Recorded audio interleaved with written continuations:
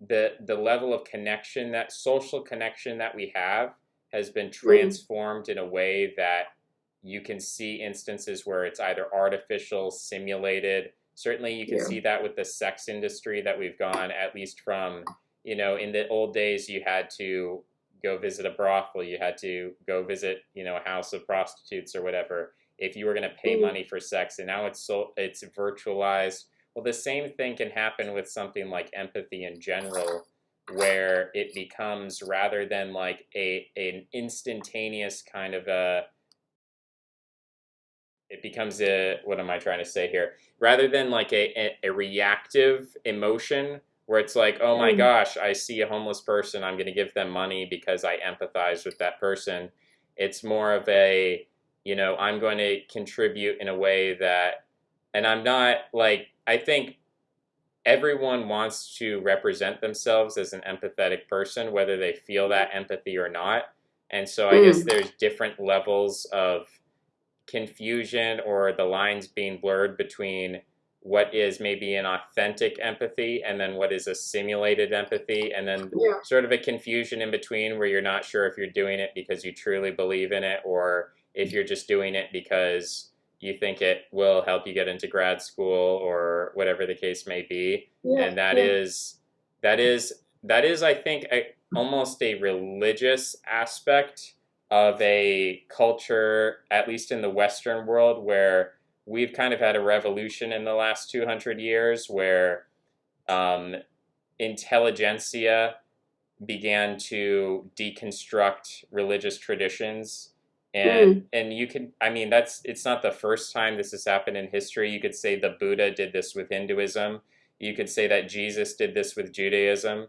You could say that Judaism did it with, the culture that it was living in at the Yeah. time. So it's not necessarily something we've never seen before, but it was this moment where there was this kind of anti-religiousness that occurred in the West, and has sort of been trickling down to more and more popular sentiment of people saying like, religion is something which is backwards. Religion is something Mm. which holds us back. It holds back progress. It holds back science. But I think there is still, even to a secular society, there is a kind of religiousness.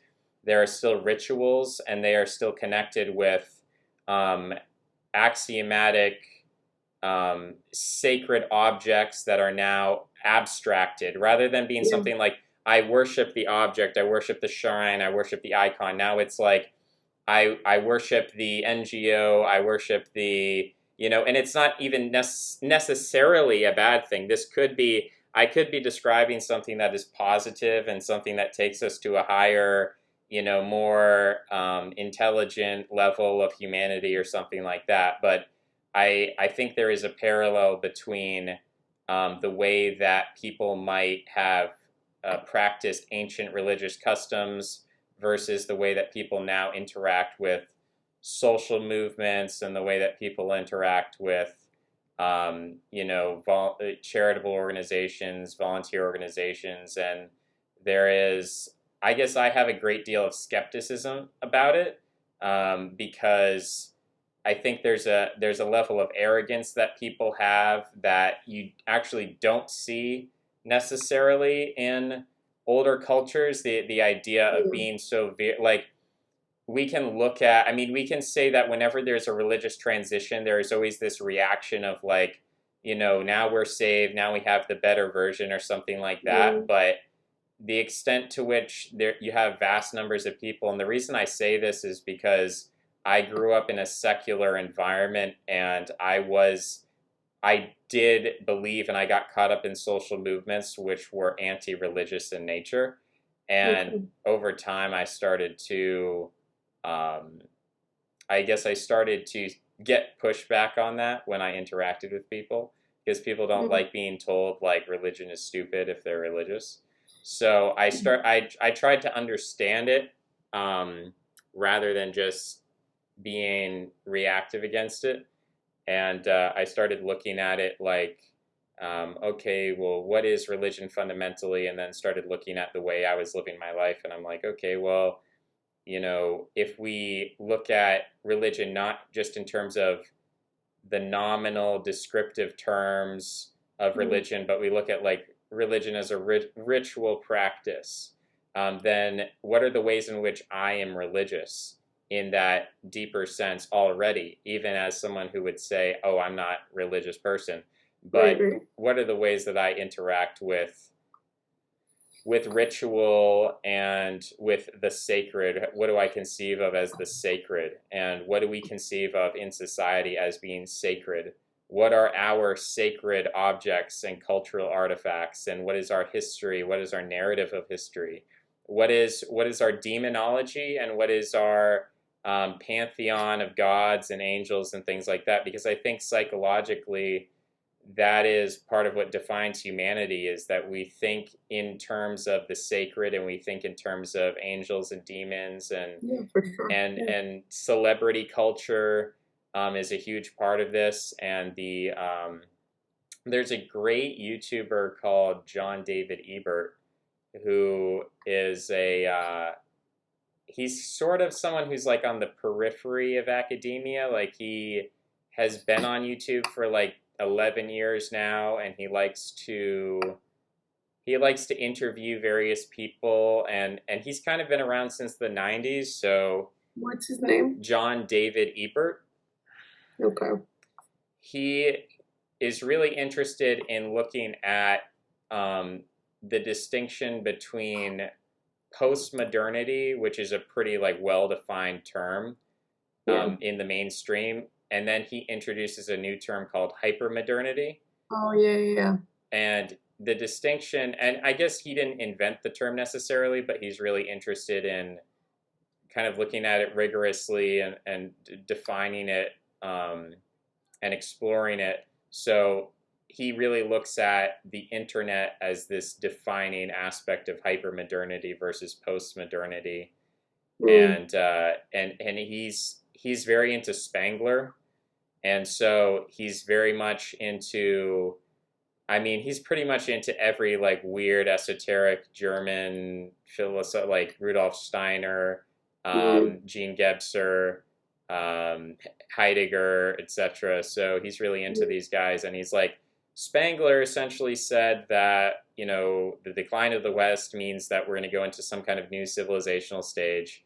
And as a result, there's going to be a new Caesarism. There's going to be a new kind of like political authoritarianism. But then the other part of it, which I didn't know, because I mean, pretty much anyone who's heard of Spangler has heard of like the new Caesarism. That's, I guess, the politically relevant aspect of him. But then the aspect which I didn't know about was what he calls the second religiousness. And that's an interesting aspect because, I mean, objectively, the terminology that Western society uses to describe itself is secularizing. So we're moving away from spirituality and religion. But at the same time, separating at least, right. But at the same time, there is a huge kind of religiousness that you could interpret, and he does that by looking at things like the internet and by comparing sort of what Christianity did to the Middle East. Is it took a lot of different traditions. It took the Greco-Roman and the Hebrew and all the different currents that were going on, you know, back to the Zoroastrian, and there were many different strains of Christianity, and it was just kind of this wild amalgamation of a lot of different stuff that was going on, and it somehow was able to synthesize that in this global culture, that you had all these cultures who really couldn't get along, and then through Christianity they were able to have some kind of common cultural zone.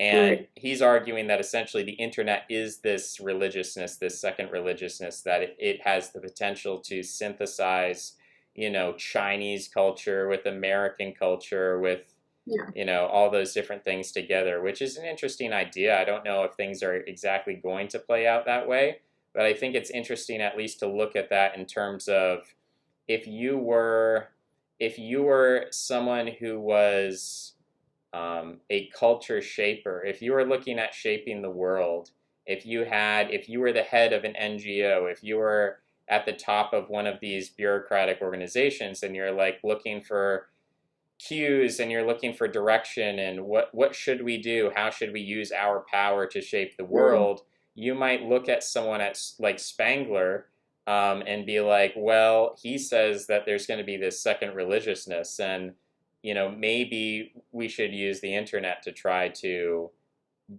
go along with the flow of history. So it's interesting. I guess I am more of a I guess I'm not, I don't know how to say it. Like, I'm not against conspiracy theories in the sense that I think that most people are not really aware of what's going on in Yeah, general because definitely. they don't need to.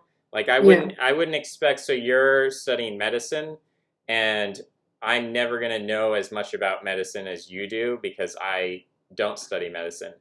So it is not, I'm not like a bad person or stupid for not knowing medicine. It's just not No, my of course not. thing. It's not your field. Yeah. Right. It's not my field. And so that's like, if we're talking about power and we're talking about how the world is shaped, most people don't need to know about that. So it doesn't make sense for them to spend a lot Yeah, of time on exactly. To that. put energy into it. Yeah, I get Right. it. Mhm. Right. So if that's the case, then I guess conspiracy theorists are people who spend time on something they don't need to spend time on the one hand, but on the other hand, it does sort of imply that by rather than saying like, oh, people are being deceived or the truth is being hidden, it's more like, well, people aren't really bothering to concern themselves with that Yeah, sort of thing because it exactly. doesn't pertain to them. So Mhm. I guess thinking about that, and I try to bring it back to like, if I was in this position, what would be my incentives? What would I look at and try to,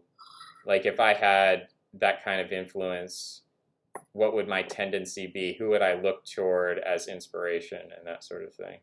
Yeah, for sure.